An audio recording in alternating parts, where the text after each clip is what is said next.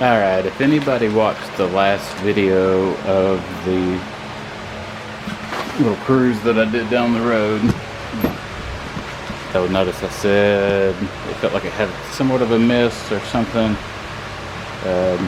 That turned out to be the dipstick blowing out of the car, because of what I've narrowed it down to, the crankcase pressure. Originally I had this filter on the PCV valve on the back of the valve cover, and then I had, let's see if I can't zoom in, I've already unhooked it. Behind that, alright, well right there to the right, you'll see, voila, that hose. It was hooked up to the catch can that's behind that. You see the A-ing filter fitting sticking up. That's the new one I've got in. So what I'm going to do, I've got another set of valve covers, so I'm going to take a passenger side and put it on the driver's side, just flip it, and this is going to go on to both sides. I got these off of Amazon. There's two of them. Well, they don't come in pairs, but I bought two of them for that, and they're -10 fittings, and I don't know how well the fit's going to be yet. I haven't tried it,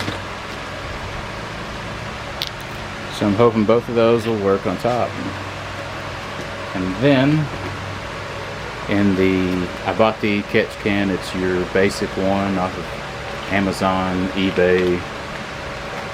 It needs these coming out, and there was no O-ring in these, which was kind of weird because it's an orb fitting. Usually they come with O-rings, but the one in the catch can had one, and I think I've got another one that, if I can find it, that'll work. I don't know. There is that. It is a, shit, I can't remember exactly. I think it's a M16 10.5 thread pitch or something, and hell, I can't remember, but I will look it up and put it in the description once I upload this video. And I've got to cut all the stuff,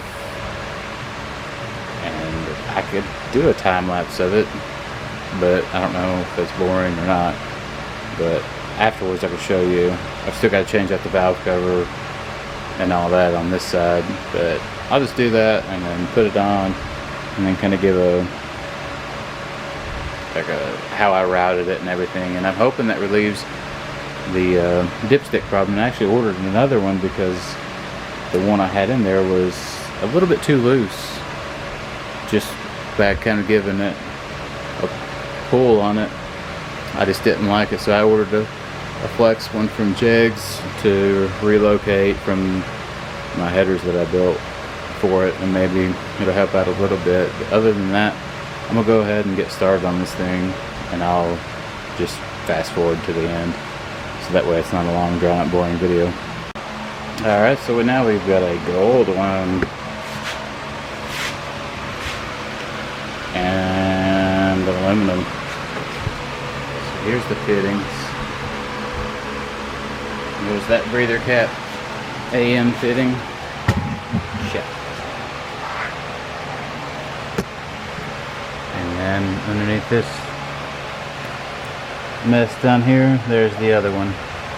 So yes, I'm leaving that gold. That was off of my other motor that got torched. Long story. So now those will go over. I think I showed this already. But my catch can is behind here. Oh, shit. My tripod is fucked up. There's the catch can hidden in the corner with the two AN fittings. I found a O-ring that goes on the orb. I didn't want to put Teflon on there. I think it's going to be fine. They tightened up very well, and we will go from there.